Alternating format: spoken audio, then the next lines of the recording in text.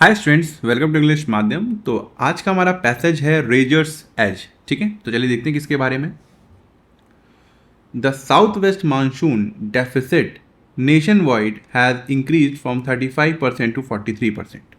कह रहा है कि साउथ वेस्ट मानसून जो है अब पूरे देश भर में उसकी कमी 35% से बढ़कर 43% हो गई। साउथ वेस्ट मानसून पता है ना, जो 5 जून के अंदर आता है, 5 जून के आसपास इधर से। तो कह रहा है कि इसका जो कमी है वो देश भर में 35% से अब 43% बढ़ गई है। The winds north word advance was stalled near Mumbai. कह रहा है कि ये जो विंड नॉर्थ साइड को बढ़ रही थी वो मुंबई में आकर रुक गई है। And both the US NOAA, मतलब ये यूएस का अपना मेट्रोलॉजिकल डिपार्टमेंट है, और भारत का मेट्रोलॉजिकल जो डिपार्टमेंट है, expect a moderate to strong El Nino this year. वो इस साल एक मॉडरेट से और स्ट्रॉन्ग तरफ एल नीनो एक्सपेक्ट कर रहे हैं। मतलब उनका मानना है कि इस बार एक स्ट्रॉन्ग एल नीनो देखने को मिल सकता है। एल नीनो जब भी होता है तब भारत में बारिश कम होती है, ये फिनोमेना होता है, आपको पता ही होगा। तो ये रहा है कि ये इस बार स्ट्रॉन्ग है, इस वजह से हो सकता है हमारे यहाँ बारिश कम हो। The El Nino suppresses the vertical air movement needed for rain clouds. कह रहा है कि ये एल नीनो जो है वो उठती हुई जो वर्टिकल एयर मूवमेंट होता है उसको रोक देता है, जो कि जरूरी होता है ऊपर बादल बनाने के लिए। To form while a warming Pacific is weakening the trade wind that bring moisture to the subcontinent. और साथ ही साथ पैसिफिक में जो क्या कहते हैं ज़्यादा गर्मी आ जाती है एल नीनो की वजह से, उसकी वजह से ये होता है कि जो ट्रेड विंड्स होती हैं वो भी यहाँ पे नहीं आ पाती हैं, जिसकी वजह से भारतीय सब कॉन्टिनेंट में, या ये कह सकते हैं साउथ एशियन सब कॉन्टिनेंट में उतना ज़्यादा मॉइस्चर नहीं रहता है। The Madden Julian oscillation is also in an unfavourable phase. कह रहा है कि मैडन जूलियन ऑसिलेशन ये एक तरीके से कह सकते हैं महासागर या फिर प्रशांत महासागर के ऊपर एक वहाँ पे घटना होती है, जिसकी वजह से जो एक तरीके से क्लाइमेट पैटर्न है ये, तो भारत में इसकी वजह से बारिश अच्छी होती है। तो कह रहा है कि इसकी भी स्थिति कोई बहुत ज़्यादा अच्छी नहीं है कि ये अच्छी बारिश भारत में ले आए। Indian ocean dipole currently can not offer a buffer. अच्छा, ये इंडियन ओशन, जो भारत का इंडियन ओशन है, यहाँ पर भी एक तरीके से ये जो फिनोमेना होता है इसको भारत का एल नीनो बोलते हैं। ये भी इस समय कोई सुरक्षा या बफर नहीं दे पा रहा है। क्यों? क्योंकि इसकी वजह से भी अभी कोई अच्छी बारिश नहीं होती है। कभी कभार क्या होता है कि ये जो इंडियन ओशन डाइपोल है इसी की वजह से भी बहुत अच्छी बारिश भारत में देखने को मिलती है। फर्दर कह रहा है कि इसके अलावा while northwest India has received 5% more rain than normal, कि भारत का जो नॉर्थ वेस्ट वाला एरिया है इसमें यहाँ पे 5% जो है ज़्यादा बारिश देखने को मिली है। सेंट्रल इंडिया और north east face deficit of 63% 43% respectively. और जो मध्य भारत है यहाँ पे 63% की कमी देखने को मिली है, और नॉर्थ ईस्ट मतलब यहाँ पे जो है वो 43% देखने को मिली है। मतलब नॉर्थ वेस्ट में 5% का फायदा हुआ है, सेंट्रल इंडिया में 63% की कमी आई है, नॉर्थ ईस्ट फेस में भी 43% की कमी आई है। But with 2/3 of the seasonal rainfall historically arriving in July and August. कह रहा है कि लेकिन 2/3 जो सीजनल रेनफॉल है वो पहले भी ऐसा देखा जा चुका है कि जुलाई और अगस्त के महीने में आती थी, हिस्टोरिकली मतलब पहले भी। द मानसून में स्टिल रिकवर। कह रहा है कि इस वजह से इस बार का जो मानसून है वो अभी भी रिकवर कर सकता है एंड स्लेवेज द सीजन, और इस सीजन को नुकसान से बचा सकता है। Together with reservoir storage at 30.4% of capacity. Bharat के पास जो खुद के पानी के रिजर्वायर हैं उसका 30% अभी हमारे यहाँ पानी भरा हुआ है, compared with 21.1% during previous El Nino years. अगर हम तुलना करते हैं पिछले सालों की, जब एल नीनो आया था तो उस समय सिर्फ 25.1% हमारे पास पानी था। There is no reason for alarm yet. इसी वजह से इस समय बहुत ज़्यादा ऐसे एक तरीके से इमरजेंसी ऐसी कंडीशन नहीं है, बहुत बड़ी समस्या नहीं है। हाउएवर, हालांकि the effects for agriculture are more concerning. कह रहा है कि जो प्रभाव पड़ रहे हैं हमारे कृषि में या एग्रीकल्चर के ऊपर वो ज़्यादा चिंता वाली बात है। The agriculture ministry has already prioritised 111 districts out of 315 vulnerable ones based on their irrigation coverage। कह रहा है कि एग्रीकल्चर मिनिस्ट्री ने पहले से ही 111 डिस्ट्रिक्ट को, जो कि 315 में से हैं, उनको चिन्हित कर लिया है एक तरीके से। और किस किस किस बेसिस के ऊपर, कि वहाँ पे इरिगेशन कवरेज कैसी है, कि इरिगेशन सिंचाई की फैसिलिटी कैसी है, इस आधार पर। हो सकता है कि इन 111 डिस्ट्रिक्ट में बहुत ज़्यादा कमी हो, इस वजह से इनको पहले प्रायोरिटी दी जाएगी। और भारत का जो रिजर्वायर है, जो कि 30.4% है, हो सकता है उसे थोड़ा पानी यानी दे दिया जाए अगर वहाँ पर है तो।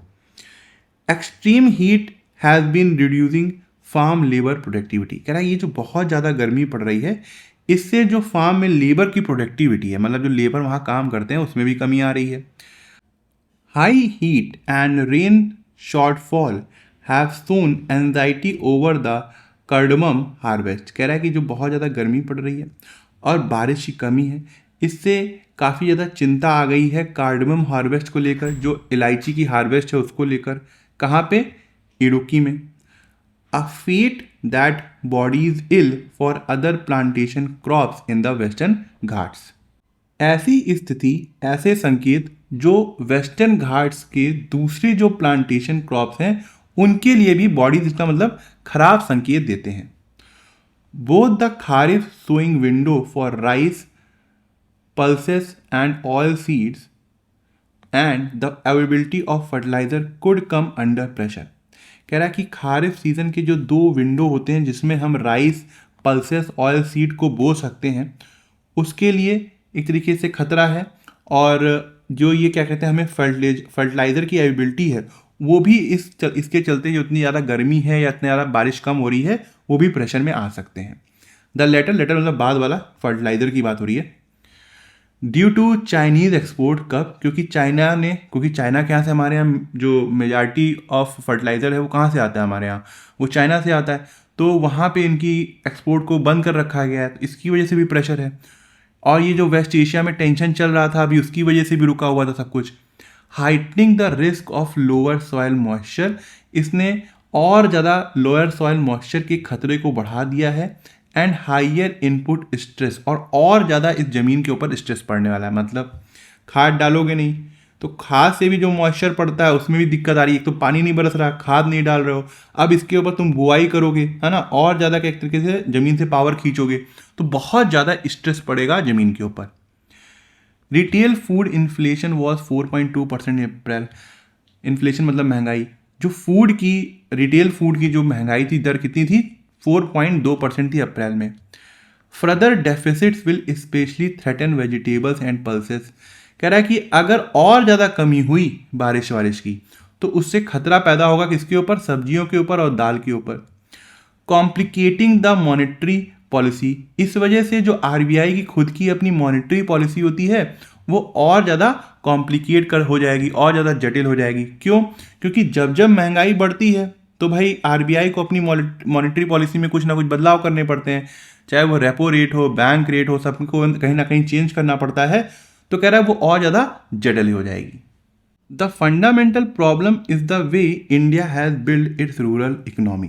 कह रहा है कि एक मूल समस्या ये है कि भारत ने जिस तरीके से अपने यहाँ रूरल इकोनॉमी बनाई है उस तरीके में है। Around the assumption of reliable rainfall delivery. मतलब हम लोग हमेशा ये एजम्पशन करते रहते हैं कि इस साल बहुत अच्छी बारिश होगी तो इस साल बहुत अच्छी फसल उगेगी। मतलब हमारी इकोनॉमी, जो रूरल इकोनॉमी है, वो इसी बात पे ऊपर निर्भर रहती है। हमेशा अच्छी बारिश की वो इंतज़ार करते रहते हैं कि इस बार अच्छी फसल होगी, अच्छा पैसा मिलेगा। तो कह रहा है कि यही कमी है हमारी रूरल इकोनॉमी में। No adaptation strategy can indefinitely outpace unchecked warming. कह रहा है कि किसी तरीके की भी अडेप्टेशन स्ट्रेटजी ले आओ, रोक नहीं पाओगे इस गर्मी को जो ये बढ़ रही है लगातार। So limiting future warming should amount to reducing the extent of exposure. कह रहा है कि इसीलिए ये जरूरी हो गया है कि हम भविष्य में बढ़ने वाली जो वार्मिंग है उसको रोकें, अगर हमें उस गर्मी के एक्सपोजर से अपने आप को बचाना है। The ideal sustainable strategies are to switch from the rain centric to water centric organisation. कह रहा है कि परफेक्ट, आइडियल मतलब परफेक्ट, परफेक्ट स्ट्रेटजी वही होगी कि हम जो बारिश के ऊपर निर्भर रहते हैं, हमारी जो नीतियां जो है, जो अप्रोच है वो बारिश के ऊपर है, उससे हटकर हम वाटर सेंट्रिक ऑर्गेनाइजेशन के ऊपर चले जाएं। मतलब कि हम पानी को कैसे बचाएं, पानी को कैसे प्रिजर्व करें, है ना, कैसे हम ऐसी क्या कहते हैं फसलें उगाएं जिसमें पानी कम लगे, किस तरीके से हम फसलों को उगाएं, इस पे ज़्यादा ध्यान दें। इस बात पर ध्यान न दें कि कब बारिश ज़्यादा हो रही है, कब बारिश कम हो रही है, कब एल नीनो आ रहा है। तो इससे क्या होगा, हमारा जो कृषि सेक्टर है, एग्रीकल्चर सेक्टर है, उसके ऊपर ज़्यादा प्रभाव नहीं पड़ेगा। Reduce dependence on water intensive crops. हाँ देखो, ये कह रहा है कि पहली बार तो हमें अपनी निर्भरता कम करनी होगी जो क्रॉप ज़्यादा पानी लेती हैं। एंड इम्प्रूव रेजिलियंस, और अपने यहाँ जो रेजिलियंस है, मान लो कोई बहुत ज़्यादा नुकसान हो भी गया तो तुरंत रिकवर करने की क्षमता भी हमारे अंदर होनी चाहिए। Pathways for the first two have already been outline. कह रहा है कि जो स्टार्टिंग की दो चीज़ें, जैसे कि वाटर सेंट्रिक ऑर्गेनाइजेशन हमें बनाना चाहिए, ठीक है, और वाटर इंटेंसिव क्रॉप से अपने आप को दूर करना चाहिए। तो कह रहा है कि इन दो चीज़ों के ऊपर तो एक तरीके से योजना बन गई है, या फिर एक तरीके से प्लान बन गया है। ऑन द लास्ट, कह रहा है कि ये जो लास्ट चीज़ है कि अपने आप को मजबूत करना, उसके ऊपर while the agriculture ministry extend contingency मतलब समझ रहे हो कि जो एग्रीकल्चर मिनिस्ट्री का अपना बैकअप प्लान है, इमरजेंसी प्लान है, प्लान्स रिफ्लेक्ट, उसमें क्या बताया गया है कि the need for adjustable sowing windows, कि ऐसी स्थिति में हमारे पास जो विंडो होती है बुआई करने का, वो अलग तरीके से हो जाना चाहिए, उसका एडजस्टमेंट कर लेना चाहिए। एंड अल्टरनेटिव सीड वैरायटीज, और अलग अलग तरीके के सीड होने चाहिए। मान लो हाइब्रिड सीड है, कम पानी लेंगे, जल्दी उगेंगे। The principal variable remains implementation at scale, मगर मुख्य मुद्दा ये है कि किस तरीके से इस प्लान को बड़े स्तर पे लागू कराया जाए। मतलब अभी ये जो प्लान है ये पूरे देश में लागू नहीं है, जिसकी वजह से इमरजेंसी जैसी कंडीशनों में भी हम इन सब चीज़ों को फॉलो नहीं कर पाते हैं।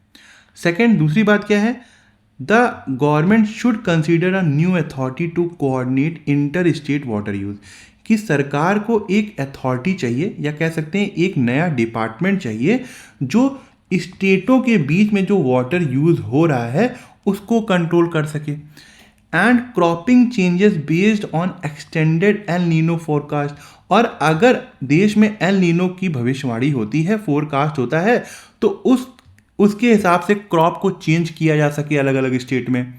Eliminating the cropping governance currently fragmented between the agriculture and जल शक्ति मिनिस्ट्री एंड IMD। तो कह रहा है कि एक हमें नए अथॉरिटी की ज़रूरत है जो कि हमें जो इंटर स्टेट वाटर यूज़ है उसको बता सके किस तरीके से करना है, क्रॉपिंग चेंज के बारे में बता सके, और जो ये क्रॉपिंग गवर्नेंस है, मतलब अलग अलग डिपार्टमेंट जो है इसके ऊपर अधिकार रखता है। अलग फ्रेगमेंटेड मतलब अलग अलग बटा हुआ है। एग्रीकल्चर का अपना हिसाब है, जल शक्ति के पास भी अपना कुछ कंट्रोल है इसके ऊपर लेकर, इंडियन मेट्रोलॉजिकल डिपार्टमेंट भी कुछ ना कुछ कंट्रोल रखता है। तो एक नई अथॉरिटी बनाई जाए कि सारे कंट्रोल उसी के पास हो, ताकि कोई भी अगर प्लानिंग करनी हो या फिर कोई इमरजेंसी जैसी चीज़ हो तो डिसीजन जल्दी लिया जा सके और हर जगह उसको इम्प्लीमेंट किया जा सके। ठीक है। पैसेज का मेन सब्जेक्ट क्या है? Meteorological drivers of the current subcontinent drought patterns. कह रहा है एक तरीके से मौसमी जो है कारण है ये जो हमारे यहाँ सूखा पड़ रहा है, नहीं। Structural vulnerabilities and adaptation strategies in Indian agriculture. हाँ, एक तो हमारे सिस्टम में जो कमियां हैं, वर्नेबिलिटीज हैं, और हमारी जो अडेप्ट करने की स्ट्रेटजीज है, इसी के ऊपर बात हुई है।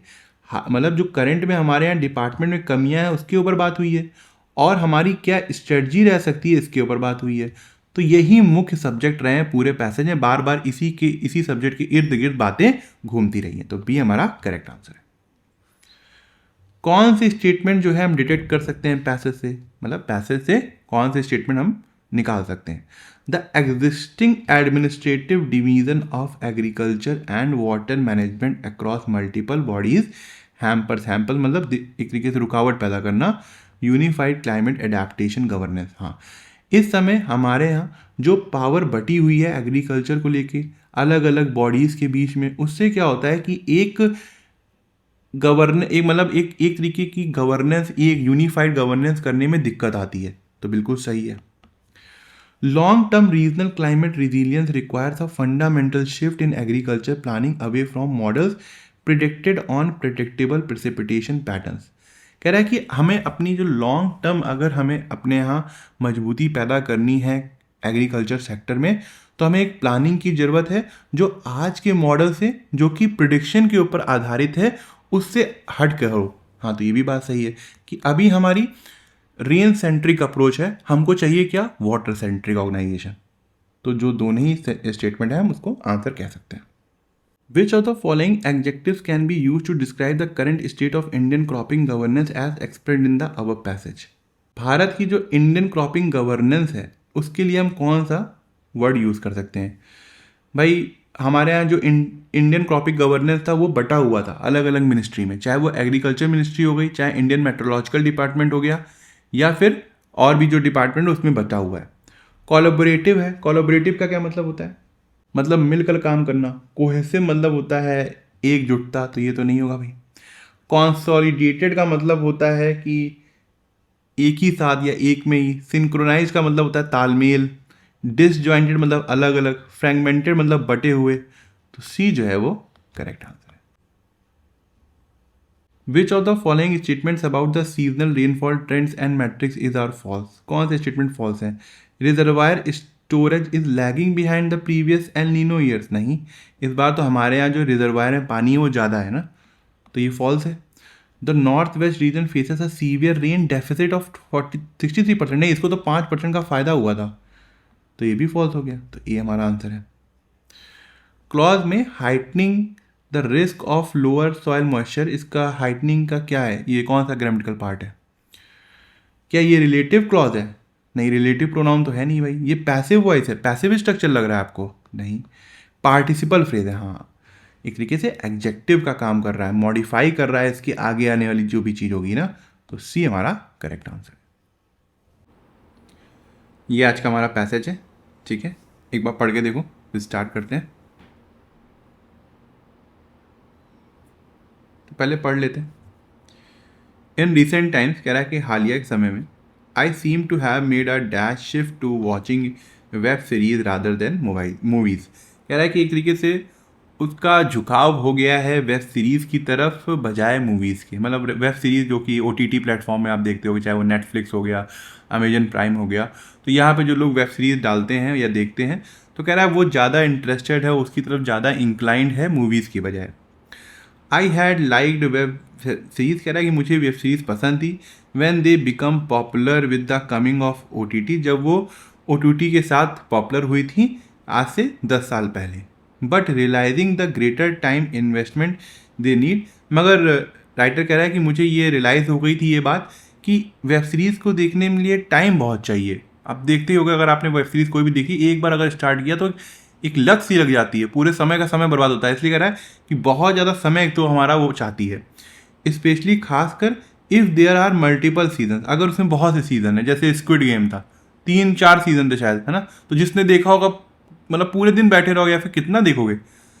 I found my self gradually dash, तो कह रहा है कि धीरे धीरे शायद उसका मन उबने लगा होगा या फिर वो वहाँ से हटने लगा होगा।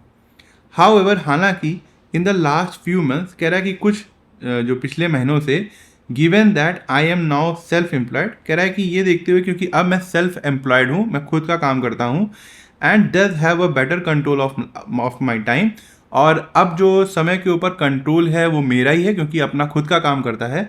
I have found my self being drawn back, तो कह रहा है कि अब दोबारा से मैं उसकी तरफ खिंच रहा हूँ।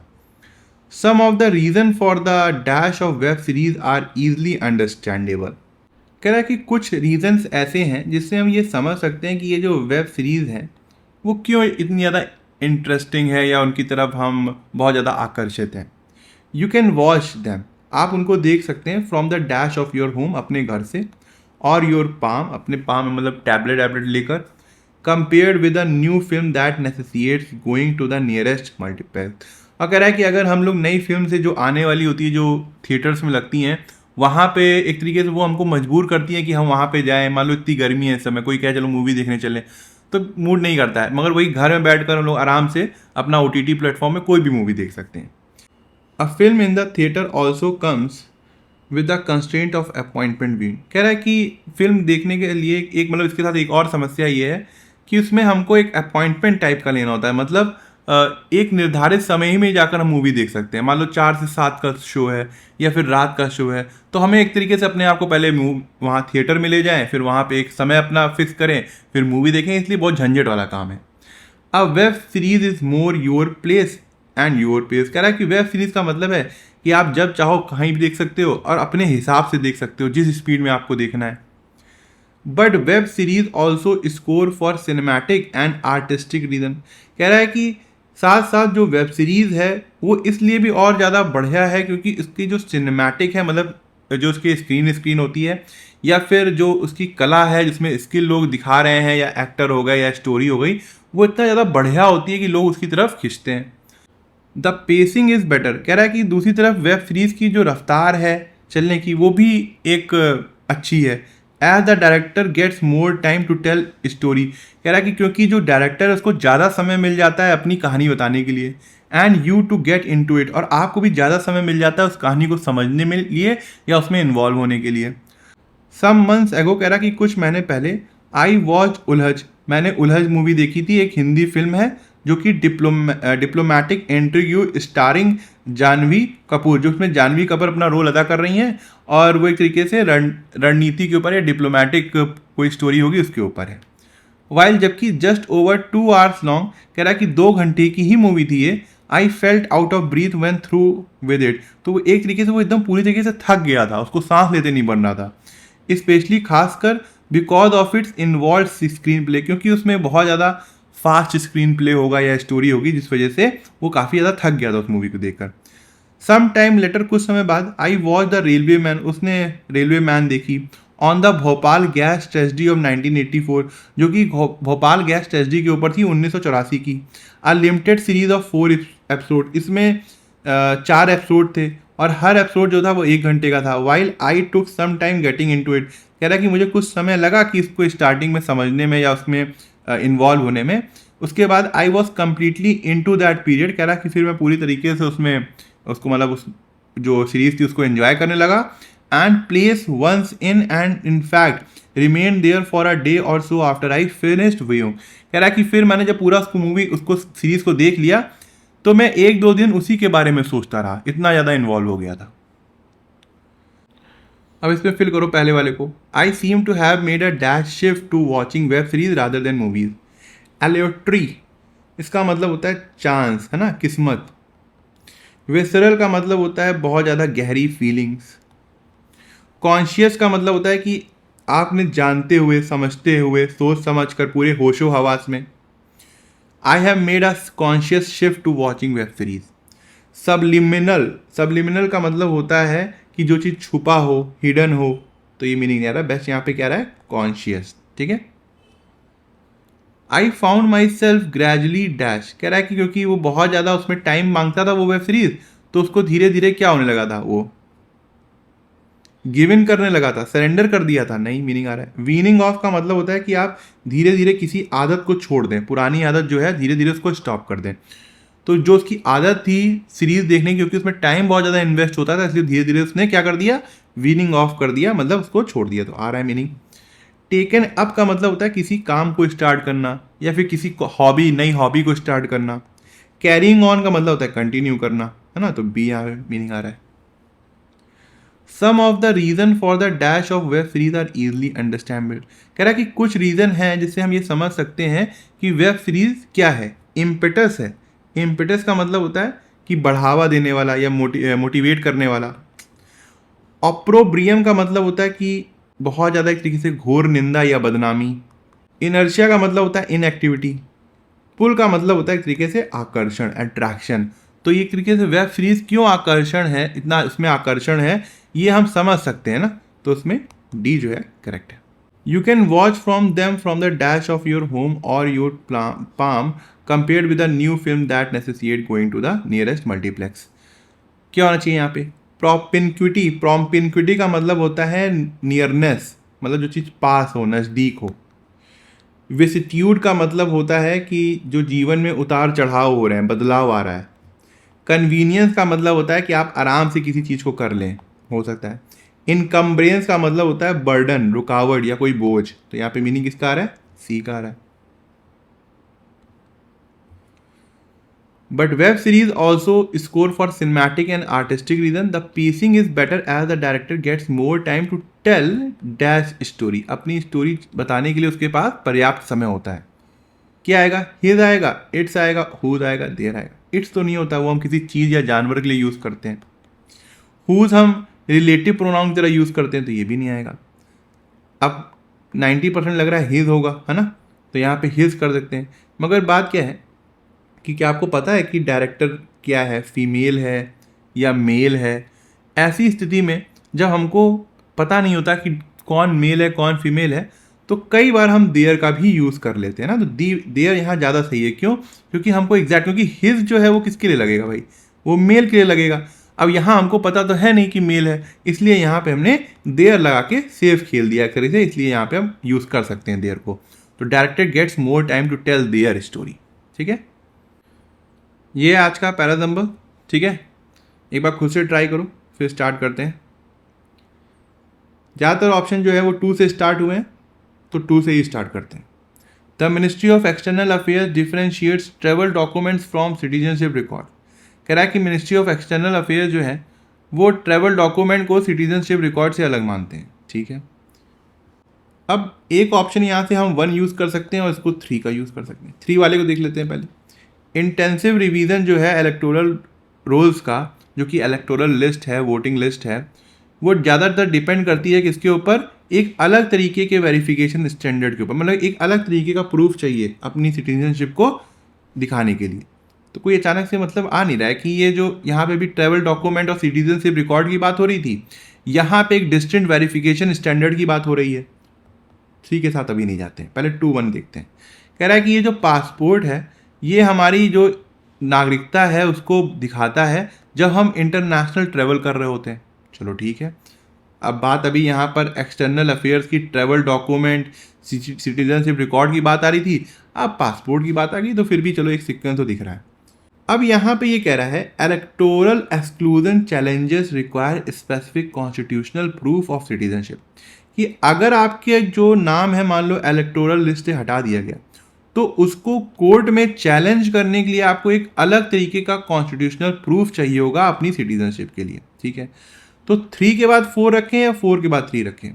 देखो यहाँ पे पहले इलेक्टोरल की बात हुई, उसके बाद बताया गया कि अगर ऐसा हुआ तो आप क्या करोगे। तो 2-1 के बाद 3-4 ज़्यादा सही लग रहा है ना, तो ए हमारा करेक्ट आंसर। अब इसको करो, कोशिश करो एक बार फिर से। यहाँ पे 3 से एक बार स्टार्ट करके देखते हैं। सारे ऑप्शन 3 से स्टार्ट हुए हैं, क्योंकि अनरेगुलेटेड कोचिंग मतलब ऐसी कोचिंग सेंटर जिनके ऊपर सरकार का कंट्रोल नहीं है, वो बहुत तेज़ी से बढ़ रही हैं या बढ़ गई हैं, कि जो बहुत ज़्यादा डिमांड है कोचिंग सेंटर की इस वजह से। ठीक है, 3 के बाद या तो यहाँ पे 4 दिख रहा है या फिर एक ऑप्शन 1 दिख रहा है। पहले 4 चेक कर लेते हैं क्योंकि 2 बार है। Commercial establishment operate in unauthorised structures with total disregard for building norms. कह रहा है कि जो जितने भी कोचिंग सेंटर हैं या और भी जो दुकानें हैं, कमर्शियल इस्टेब्लिशमेंट है, वो इन अनऑथराइज या जो अथराइज स्ट्रक्चर्स नहीं है उनके ऊपर अपना काम कर रही हैं, और जितने भी सेफ्टी रूल्स हैं, बिल्डिंग के रूल्स हैं, उसको एकदम इग्नोर करके रखा है। ठीक है, कुछ तो बन रहा है ना। 1 को एक बार चेक कर लेते हैं। Investigation reports frequently rely on vague official explanation like electrical short circuit. अब देखो 3 के बाद क्या किसी तरीके से भी कोई 1 का सेंस निकल रहा है? नहीं निकल रहा है, इसके साथ नहीं जाएंगे। अब यहाँ पे आ रहा है 4, 3, 4 कन्फर्म हो गया, या तो 1 के साथ जाएंगे या तो 2 के साथ जाएंगे। पहले 2 देख लेते हैं। Achieving the national milestone of a developed country requires robust public standard. अब ये कंक्लूजन लग रहा है कि अगर हमें राष्ट्र के रूप में डेवलप करना है, आगे बढ़ना है, तो हमें एक अच्छा मजबूत सेफ्टी स्टैंडर्ड चाहिए। ठीक है, तो इसका मतलब हम इसको 2 को लास्ट में यूज़ करेंगे। तो बचा क्या? 3, 4, 2 लास्ट में हो गया, तो यहाँ पे हम 1 के साथ जाएंगे, 1 और 2। ठीक है, तो 3, 4, 1, 2। तो ठीक है, आज का लेक्चर यहीं ख़त्म करते हैं। आई होप आपको कुछ सीखने को मिला होगा, और आप कमेंट सेक्शन में ज़रूर बताइएगा कि आपको आज का लेक्चर कैसा लगा और आपको क्या सीखने को मिला। अगर आप मुझसे इंग्लिश ग्रामर पढ़ना चाहते हैं तो आप हमारा ऐप इंग्लिश माध्यम प्ले स्टोर से डाउनलोड कर सकते हैं। ऐप ओपन करते ही आपके सामने होम स्क्रीन आएगी। वहाँ पे आपको 5 ऑप्शन मिलेंगे, मेन, लाइब्रेरी, फीड, लेक्चर, पास। लेक्चर में क्लिक करते ही आपके सामने 2 वर्जन आएंगे, फ्री और पेड। पेड में क्लिक करते ही आपके सामने इंग्लिश ग्रामर का एक सेक्शन आएगा जहाँ पे मैंने इंग्लिश एसएससी के लिए बहुत ही डिटेल में बताया हुआ है और बहुत ही सिंपल लैंग्वेज में बताया है, जो कि आपके कॉन्सेप्ट्स को और अच्छा करेगा और आपको अच्छे मार्क्स लाने में हेल्प करेगा। तब तक के लिए प्रैक्टिस करते रहिए। Thank you so much for watching this video.